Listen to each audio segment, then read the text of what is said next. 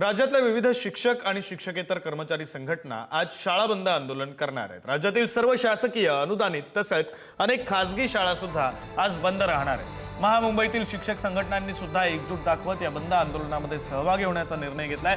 तर या आंदोलनाला महाराष्ट्र राज्य शिक्षण संस्था महामंडळ, शिक्षक सेना, शिक्षक भारती, मुंबई मराठी अध्यापक संघ यासह राज्यातील बहुतेक संघटनांनी सक्रिय पाठिंबा दिलेला आहे। सर्वोच्च न्यायालयाच्या आदेशानुसार 53 वर्षाखालील सर्व शिक्षकांना टीईटी देणं बंधनकारक करण्यात आलं असून अनेक वर्ष अध्यापन करणाऱ्या शिक्षकांमध्ये यामुळे अस्वस्थता वाढलेली आहे।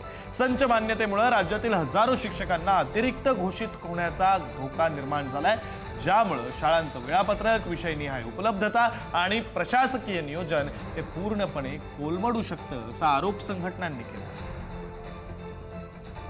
सर्व शिक्षक संघटनेचा आज एक दिवसाचा असा म्हणजे मोर्चा काढणार आहे। त्याबाबत शाळा बंद ठेवून संप केलेला आहे आम्ही। याबद्दल कल्पना प्रशासनाला किंवा तुम्ही विद्यार्थ्यांना दिली होती का? हो, आम्ही आमच्या केंद्र शाळेला आम्ही तशी काल सूचना दिलेली आहे आणि अर्ज आमचे सगळे फॉरवर्ड केलेले आहे। काय काय किती किती शिक्षक आहेत तुमच्या इथं, किती विद्यार्थी आहेत? आमच्याकडे सध्या 5 शिक्षक कार्यरत आहे आणि 109 विद्यार्थी आहे पटावर। हा संप कधीपर्यंत आहे? शाळा कधीपर्यंत सुटेल? दिवस आहे, आजचा दिवसच आहे फक्त। हो, एकच दिवस आहे।